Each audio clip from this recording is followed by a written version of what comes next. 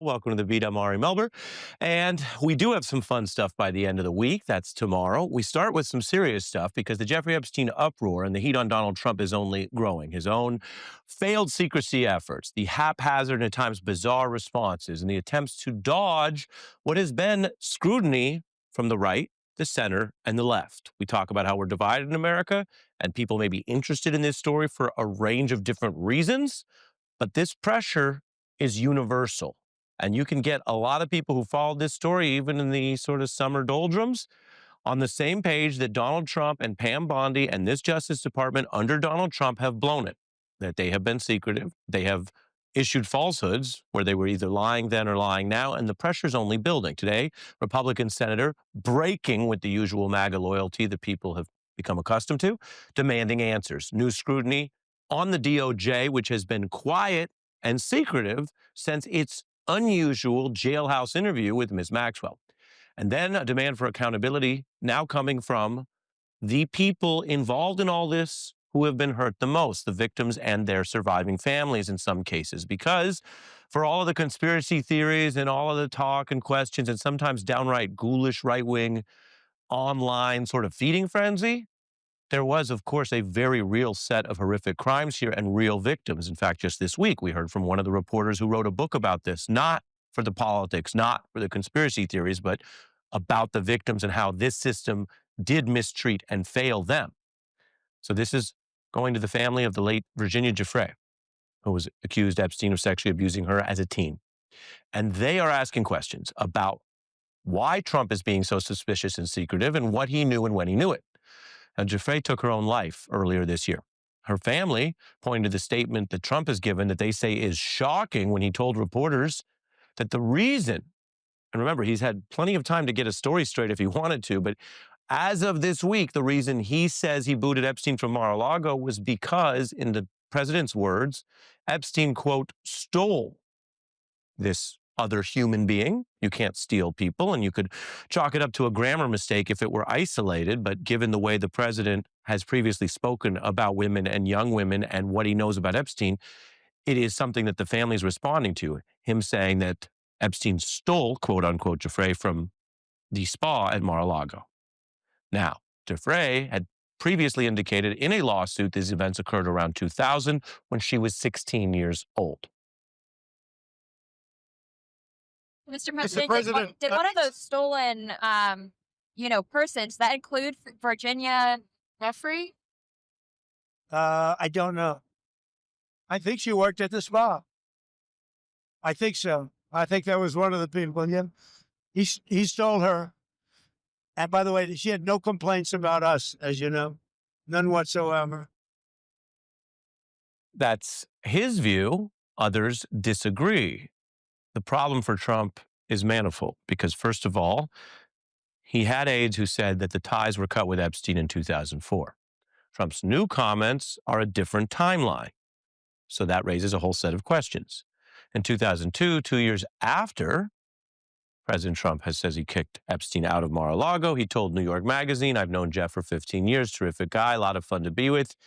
It's even said, which if you've covered Donald Trump, you know is a, quote, approach he often uses to say things he wants to say, but, quote, it's even said he, Epstein, likes beautiful women as much as I do, and many of them are on the younger side. Whatever you think of the content or substance of that quote, it also interferes with the timeline as mentioned. Giuffre's family says it makes us ask if he was aware of Epstein and Maxwell's criminal actions, given his statement 2 years later that his good friend Epstein likes women on the, quote, younger side, referencing that quote I just showed you from that article, quote, no doubt about it. Trump is unable to dodge all this stuff. He has tried to say the story is boring and has nothing to do with him. Everyone from MAGA to legal experts to victims' family members, as you see here, disagrees. They don't think it's boring or over, and he is getting questioned on it. This was late today. You said that Jeffrey Epstein stole people from Mar-a-Lago.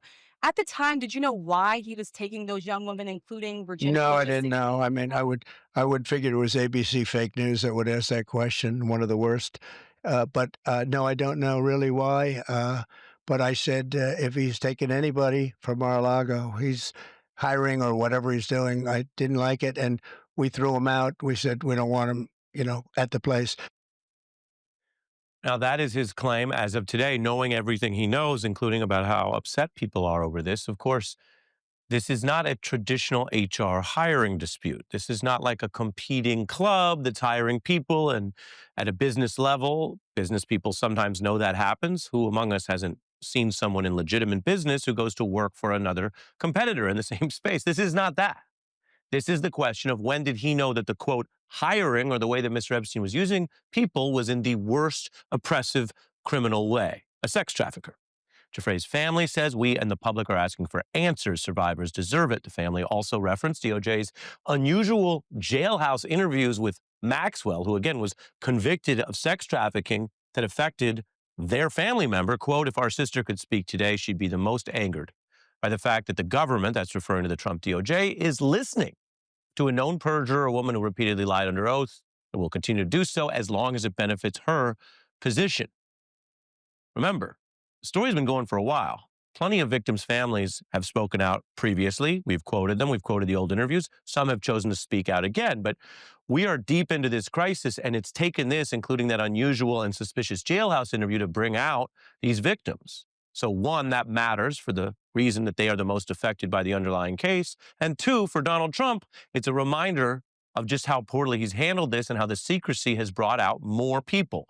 Whatever you think of some of the conspiracy theorists, everyone has claimed that they care about the victims because Epstein's the bad guy, he's the villain, Maxwell is his enabler, his co-conspirator, convicted.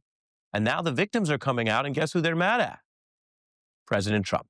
Here's a Republican senator today. Do you think the recess will be enough time for all of this Epstein-related conversation to cool down, or does more You need to be tell done? me, are you going to become disinterested after Labor Day? Are your voters disinterested? I mean, are they Not at calling all. you? And it's going to continue, guys. The best thing we can do is release the information we have and admit we don't have the information if we don't. It's the way you solve it. We're showing you that's a Republican who is not spending time or energy trying to help Donald Trump. Indeed, what you saw there was the quick playbook we know from politicians. Hey, let me ask you back. Let me blame the media. And the media had a follow-up question. Okay, what about the voters? We can see the general interest in this. And then he gave it up. He did not help the White House further. He just said, yep, it's not going away. And the secrecy from Donald Trump on down to the Justice Department, the secrecy doesn't just make Trump look suspicious and guilty of some kind of malfeasance, maybe not back in the day crimes, that hasn't been proven, but certainly right now, why promise to release files and then hide them? Why do jailhouse interviews with perjurers who've already been interviewed? All of this is suspicious, and Republicans are not saying they're helping Trump bury it. They're saying it'll be here well past Labor Day. I am joined now by Jason Johnson, politics professor at Morgan State University, MSNBC analyst. It is heating up, and it's telling that nobody's left on the right or in MAGA to defend Trump on this. And they shouldn't. They shouldn't. All right, this is, I don't want to be glib about this, but anybody who is remotely involved in this situation deserves condemnation, investigation. I don't care if you were one of the people who was grooming. I don't care, to quote your guest tomorrow, I don't care if you're trafficking or tricking. If you're involved in this, you should face consequences. And so it's a one time that you've actually seen Republicans come forward and say, yeah, this is kind of bad, and we're not going to cover for him on this. I don't know if that's going to have implications when it comes to votes or policies, but at least this moral instance, they seem to be showing backbone. Yeah, and the families have been through a lot. We heard from an investigative author last night who I mentioned, or earlier this week, Ms. Brown, Julie Brown. And I want to play what she said about what these people have already been through. I think that the Justice Department has failed multiple times, failed these victims. From the very beginning when Maria Farmer went to the FBI and nothing was done, which was way back in the early 2000s. So it's just more of the same, disappointment upon disappointment for these victims. Could you imagine if you were sexually abused as a child repeatedly, and the president of the United States is calling this whole scandal a hoax? It's not a hoax. It's not a hoax, and you promised to do this. right? Like you came into office saying, this is so terrible, we're going to release this information. So when you don't release the information, right, you're suggesting either one, you're afraid of what could come out, or two, that you yourself feel that you're going to be personally or directly or politically affected. And that's one of the most shameful things about this. And anyone who defends it, like I said, is on the wrong side of history. But I'll say this other thing, Ari, I don't think this is going to get quieter. And in fact, I think when these members of Congress go home, they're going to hear more about this. They're going to hear more people saying in town halls, hey, why aren't you guys doing anything about this? This should be a slam dunk. And maybe this administration will listen, or maybe they'll keep lying.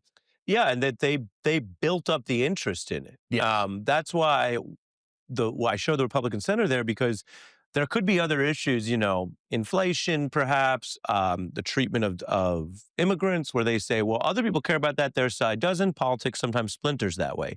Here, a lot of people should care about this for the obvious reasons, but it has been serviced in the political information structure more on the right. Right. Than anywhere else. Right. And that was the thing. I think you had many people initially who were like, well, we want this released because they thought it would expose Bill Clinton and George Soros and all these sort of enemies that they sort of perceived on the left. Now that you have people on the right, and in particular this administration, saying, well, maybe that was a little too hasty, it makes you look guilty. If you're going to keep pointing your fingers at people, you shouldn't be concerned when the fingers get pointed back at you. But again, I think my real concern is when you hear people saying we need to release the information, you hear Democrats say that, Republicans say it.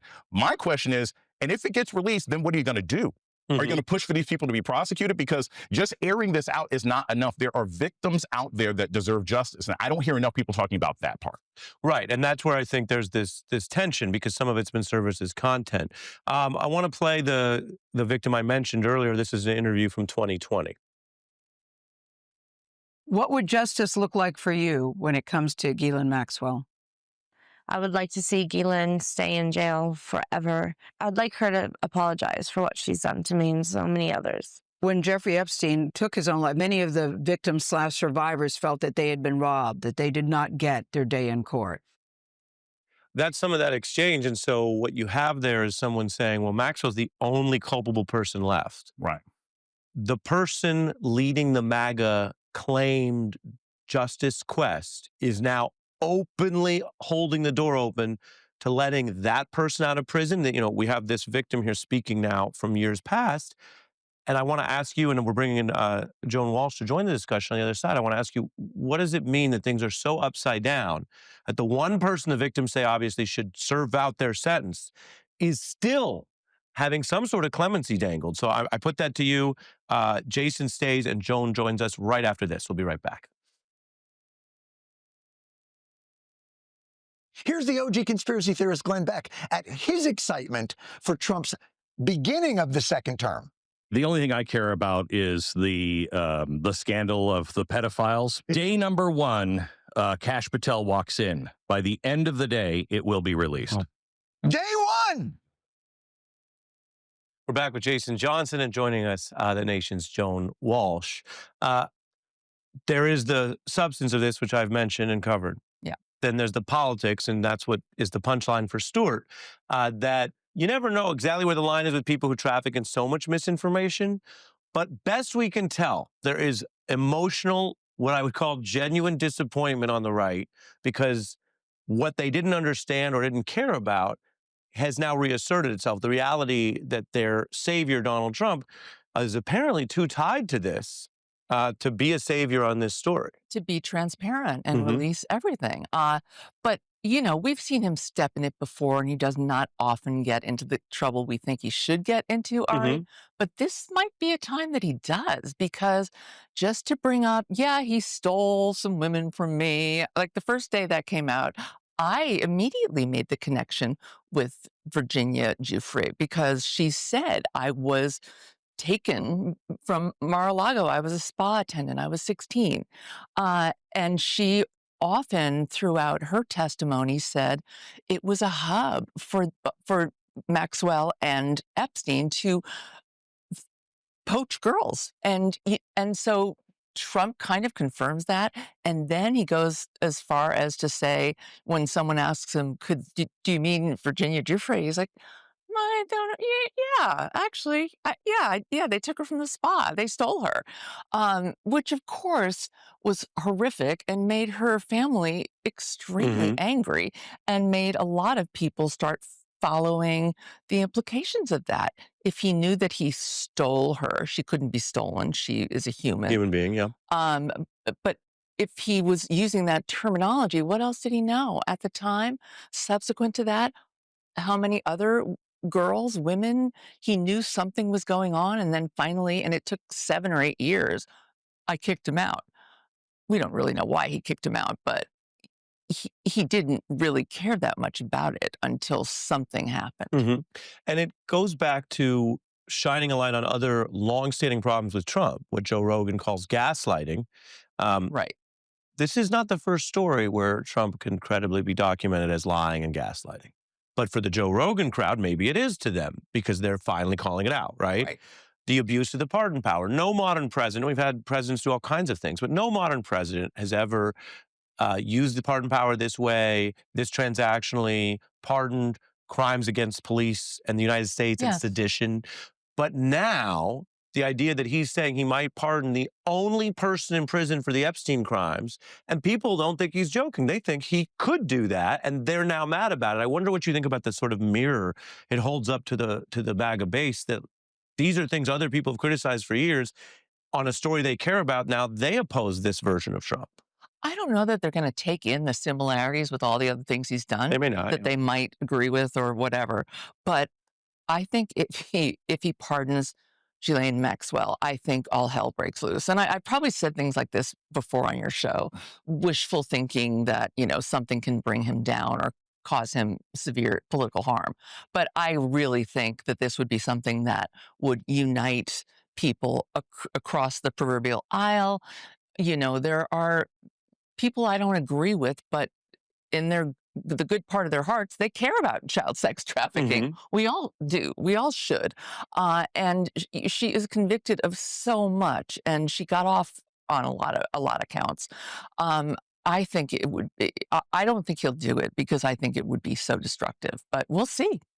And I think that's sound, logical analysis. He is still unlikely to do it for all those reasons, but he's willing, Jason, to take some of the heat and holding open the door, right? You don't often hear presidents say, I'm not ruling out a pardon Right. for bin Laden, Right. or you name it. I can do it. Yeah.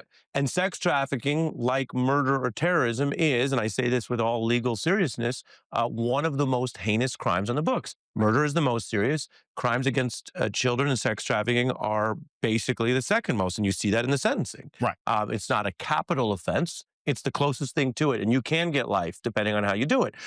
So holding that door open, Jason. It speaks volumes about his integrity. Now, look, if I was a gambling person, I'm not.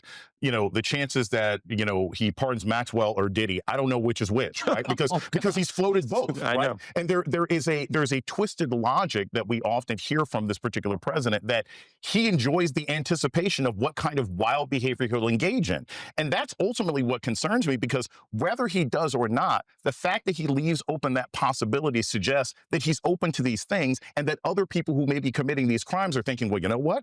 I could possibly get a pardon, so I don't have anything to say. I'm not going to get involved with this. That's what endangers this whole process. We can't hope for justice for any of these victims if the president of the United States is basically saying, I've got a magic immunity totem that I could throw out at any particular point, so why prosecute? Because you're not going to get anywhere. Yeah, Right. really important points. Jason and Joan, my thanks to both of you tonight. I want to tell folks we have a lot coming up, including a look at these immigration crackdowns. If Trump doesn't blink, there will be more tariffs tomorrow, and the hypocrisy of bankers and conservative Republicans who complained about Obama picking winners and losers and have gone silent as we hear all about Donald Trump's very leftist or autocratic effort to control the free market as we know it. I have a takedown point on that, plus Andrew Ross Sorkin ahead.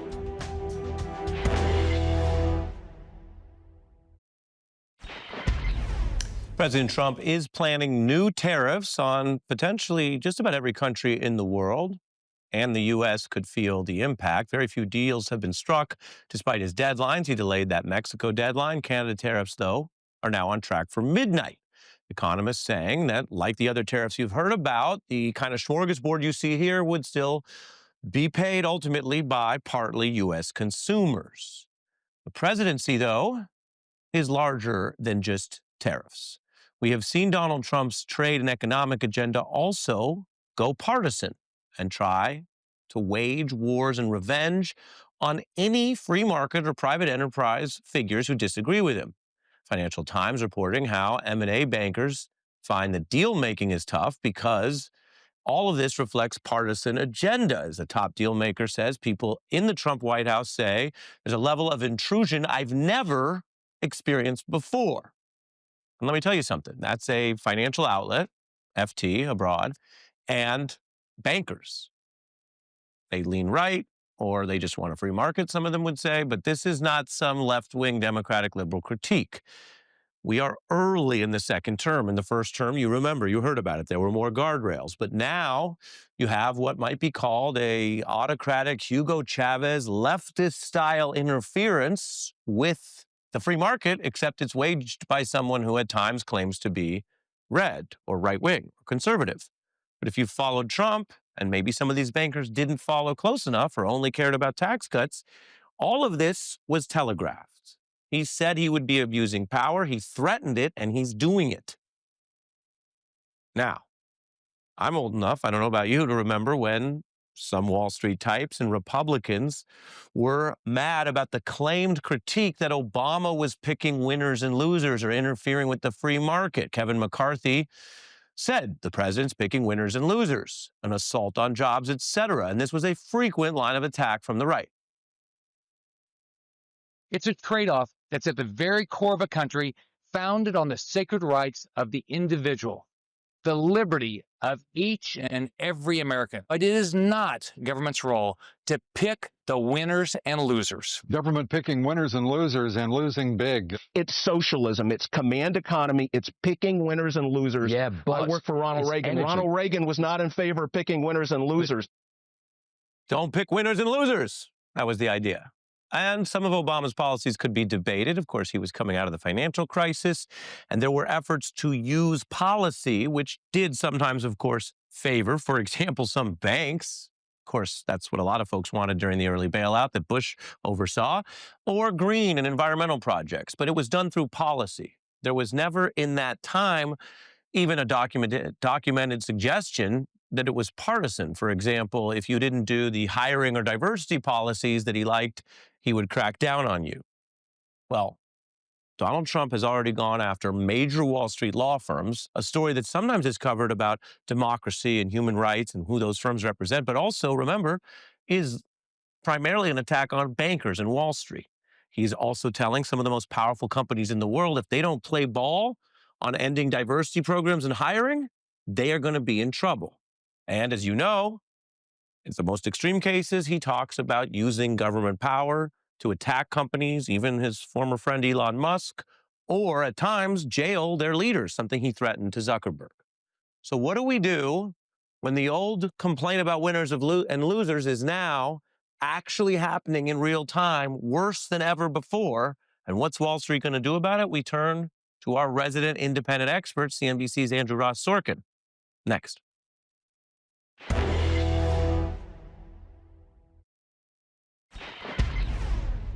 It's a trade-off that's at the very core of a country founded on the sacred rights of the individual, the liberty of each and every American. But it is not government's role to pick the winners and losers. Government picking winners and losing big. It's socialism. It's command economy. It's picking winners and losers. Yeah, but I worked for Ronald Reagan. energy. Ronald Reagan was not in favor of picking winners and losers.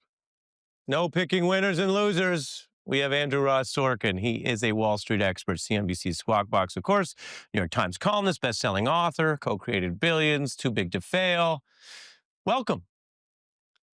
It's great to see you, Ari. And boy, have you hit on the topic du jour right here. I mean, go ahead. Well, I'll tell you something, because as I was watching that, I was thinking about a conversation I was having last week with a CEO who happened to be thinking about hiring somebody who had been early in the Biden administration, but having that person maybe come to their company, and was saying that he was thinking that he would have to try to back channel with people around the president to find out if it would be okay if he were to hire such a person, so that he would avoid the wrath of the president if, in fact, this was like an unacceptable hire. And I remember I was thinking about that actually as you were playing this and thinking, was there ever a time in American history where a CEO of a company thought to themselves that they needed to check with the president of the United States first to see if it was okay? I mean, as the kids say, and I know you have a few, Fidel Castro could never. I mean, this is what we think of as it's called state-run economy for a reason. Often it's on the far left around the world, if you look at recent economic history. But sometimes we know right-wing states, I mean, Putin would be the right-wing or more autocratic example, whatever word you want to use, because the oligarchs and the big business report to him, and that's it. So he does run the Russian economy that way. But what does that tell you, that something that is either autocratic or sometimes thought of as far leftist abroad is now the norm by this Republican president? Well, it's just so fat. I mean, the irony is rich, and it's fascinating only because we've heard from Republicans, and you were the one who played the video for just so many years, that this idea that industrial policy was a bad idea. I remember, when the Republicans attacked Obama over Solyndra. Supporting green, whatever, clean energy, and the point being, though, that here we have a president who's effectively decided to completely go all in on industrial policy, whether it's about continuing on the semiconductor side, dealing with how we dealt with U.S. Steel and Nippon in Japan, and these golden shares, which effectively are going to be controlled by the government.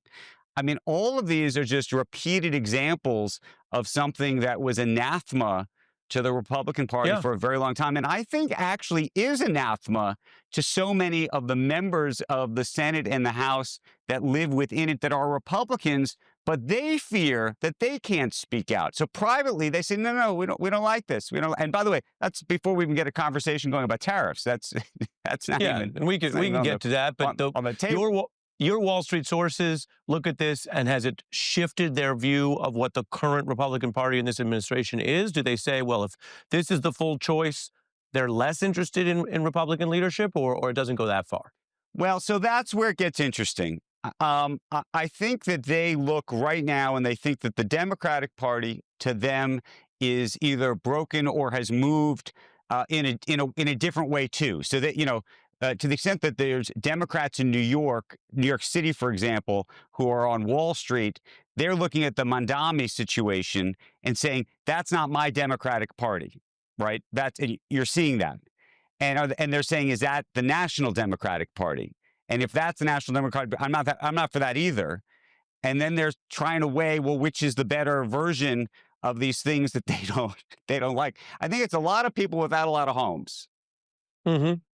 Well, a lot of them have second homes, unlike most Americans, but they don't have a political home. Second, third, and fourth. Yes. And and that's excluding the yacht. So yes, there's lots of places to go live in that regard. I think that there's the thing that I would say about the business leaders in America today. I think a lot of them look at what's happening, and I'm not sure they like it. I'm pretty sure they don't, in fact. But I think that they are, and practical may be the wrong word, and you may not agree with this. I think they say to themselves, this is the situation for the next 3 years, or at least the next 2 years, depending on what you think happens to the House. But the way things look like, maybe it's the next 3 years.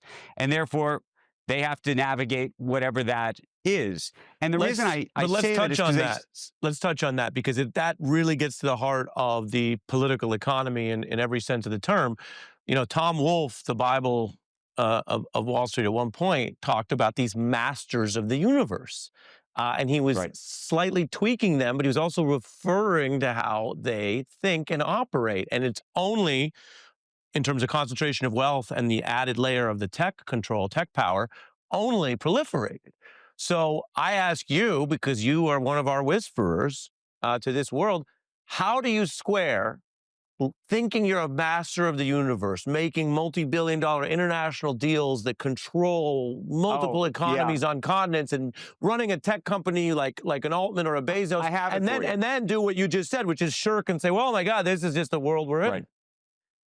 Okay, so I, like you, and probably many of the viewers, believed that if you had a certain amount of money, I don't know what that money is, but if it starts with a B, for example, $1 billion, Okay, yeah. that would insulate you from just about anything. And therefore, it would create this sort of independence, this remarkable independence where you could come out and speak your mind and say whatever it is you want. So if you disagreed with the president, you could come and say that. If you disagreed with you would have that independence to do that. And that's what maybe money could buy you. I wish it wasn't that way, given that we're supposed to live in a country where we have a free press and free speech, and anybody with, no matter how much money you should be able to say what they want. And maybe to bring this to this week, it's a good example of it. You know, after this horrific shooting that happened in Midtown Manhattan earlier this week, I wrote something in the New York Times about how business leaders, this is one of those opportunities to have a reasonable conversation about gun violence in America. And a couple of CEOs called me up, by the way, mostly Democrats, but a couple of Republicans too, who said, yeah, we should be having that conversation, but I can't have that conversation because right now I'll lose that conversation. There's no winning in that conversation. And I said to them, well, what happens if you spoke out on this issue, really?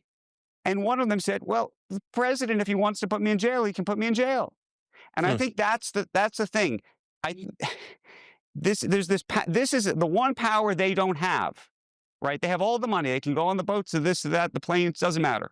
But if you actually feel that the government, the administration, the president, however you want to think about that, can literally put you in jail. I'm not even talking about make your life tougher with your company or this or that, but actually that's a power that the richest people in the world don't have. Yeah, and I think that and actually this is where we are. And weighs on them. Now, I think some of them don't think they're going to go to jail, but they think they're going to make my life difficult with the business. They're going to make my life difficult with the this or the that or who knows what. And maybe you should say that they should be able to withstand that. And that brings us back to the Chavez and the Putin of it all. I mean, we had Khodorkovsky on, who spent 9 years in a Siberian prison. Sounds like a novel, but it really happened. He was the richest man in Russia. He was picked not despite, but because of his wealth, because Putin knew, and this is what these people understand, jailing him, and he was stripped of his assets, obviously, leaves a message for everyone else to say, if they can get him, they can get anyone. And so you're talking about that fear, but you're also talking about, again, I haven't heard many CEOs say it this way in public, which is why it's interesting the role you play, but you're also talking about the creeping autocracy being here, chilling what they do, not just in immigration or these, what some people consider these policy matters, but in how the entire economy runs, the loss of the free market. Before we let you out of here, your bottom line, 1 minute on tomorrow's tariffs. Oh, look, maybe we'll see a couple of deals tomorrow. I assume you'll see some more extensions. I think this just gets pushed out. Look, we've talked about it a million times. This is eventually a tax on the American people. Maybe it's a one-time tax. Maybe it's a long-time tax. I think we're going to have to see what that ultimately looks like. But it's a tax nonetheless. Some of the tax will get borne by these foreign countries, for sure. But a good portion will also get borne by us, especially when it comes to goods, less so on the services. And I think that by default, you will see that impact our economy somehow later on this year. I have been wrong in that I thought that they would have impacted our economy already. It didn't. I happen to believe that's because a lot of goods were brought into this country early, and that eventually there will be an impact. But it's also true that the economy thus far appears stronger than it's been. So maybe we won't feel it as much because the economy will absorb it, but I don't know. Well, the question is, to get off all the politics and in the economy is it muscle or is it alcohol, right? If it's muscle and you say, well, we've built it up and it's just stronger and it's humming, great. If it's alcohol, you feel strong, but you realize the next morning you're actually weaker than you were before. And I guess we're going to find out. If we have another crisis, which we don't root for, we'll have you on extra, and we'll look forward to reading the thick tome explaining how many pages is Too Big to Fail. Too Big to Fail is about 600 pages, maybe a little over, I think. And on God, real humility, I would never ever be able to write a book like that while doing a daily show. We don't know how you did it, but you did it. Andrew, good to see you. God bless you. Thank you. Thank you. We'll be right back.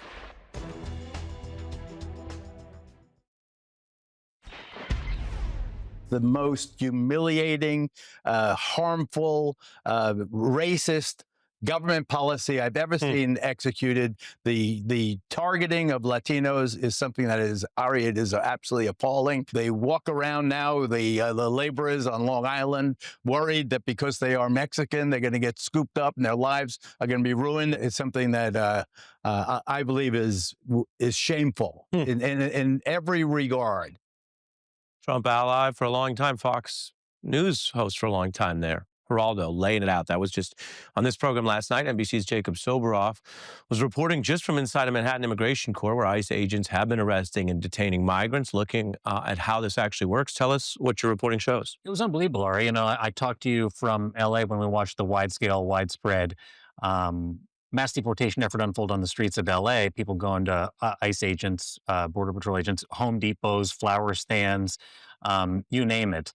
Really terrorizing the community. And it's playing out here in New York City in a different way. It's happening in the courtrooms outside of immigration court where people are trying to go, immigrants, check in for their legal immigration hearings. And people are literally being snatched, many times without criminal records, as they walk out of their lawful immigration hearing, some with a date to come back again to continue that process. And like you're seeing in this video right now, as families are walking in the hallways, being taken and being basically rendered to the 10th floor of this building, 26 Federal Plaza here in Manhattan, to conditions that advocates and lawyers say are not only inhumane and overcrowded, but illegal. It violates their due process.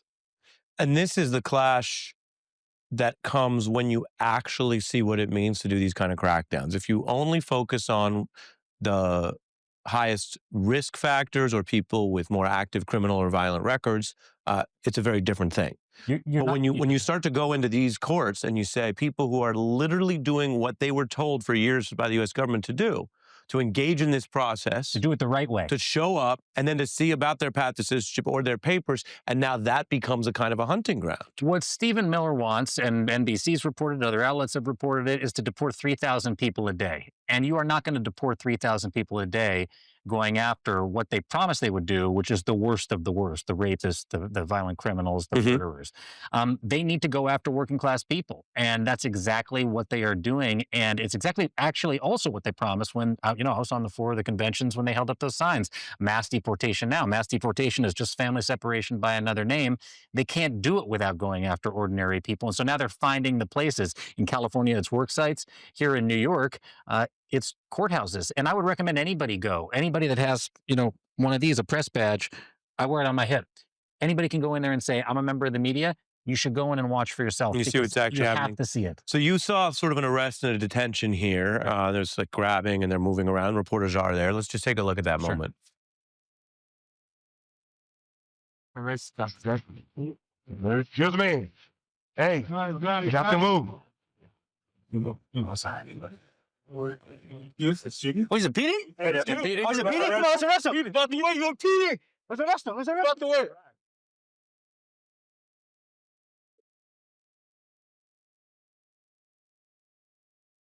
You're pushing. I'm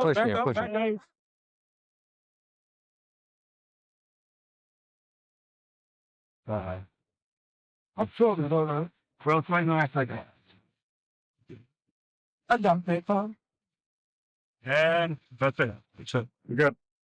Tell us about what you saw there and what does this say? What message does it send to people who have to choose between staying in the shadows undocumented or showing up for this process? You hit the nail on the head. That is the most important point. It sends a chilling effect. That was one of 5 apprehensions I saw just like that between the hours of 8 a.m. and 1 p.m. And as I mentioned, this is happening every day. Just as many happened in May and June as happened all throughout the entire beginning part of the year leading up to that. So they are ramping this up in a way that has had this chilling effect, as you point out, that not only makes people stay home from immigration court, local law enforcement will tell you it makes people less likely to report crimes in the first place because they're worried about what happens when law enforcement comes knocking on their doors. So local law enforcement will tell you it makes the city and cities across the country less safe. And immigration attorneys will tell you it's going to make their clients less likely to come out to court to do things the right way and hide in the shadows. It's going to have the opposite effect that this administration wants. Right. Well, there's a lot of rhetoric about this. You're actually there doing the reporting and with your teammates, our camera people, and everyone else. And so we can see what it really looks like, what the results are, and people can assess that. We're going to be right back. Our thanks to Jacob. Thanks, sir. There is a lot going on, but as Stephanie Ruhle brought up at the top of the hour, sometimes we do broaden out to other voices. For example, voices like these. Being judgmental to me just means I have standards. Well, let's just go through it. They scream, brace for impact. This is a real Dr. Jane Goodall Barbie. A Barbie doll that encourages little girls to think that I can do that. Reaching the summit means trying harder every day. Peace and fulfillment. I feel like I'm in the foothills. You have done something positive with the power that the summit has given you. That I haven't got there yet, I hope. Some people we've heard from across different walks of life, which brings us to tomorrow. As Stephanie mentioned, we have Pusha T and Malice from the clips. You can see I sat down with them. It's a brand new interview. We have not aired it yet because sometimes we do these longer form discussions. They will be here. This interview will air tomorrow on The Beat for the first time. If you stick around and see us then. Thanks for watching.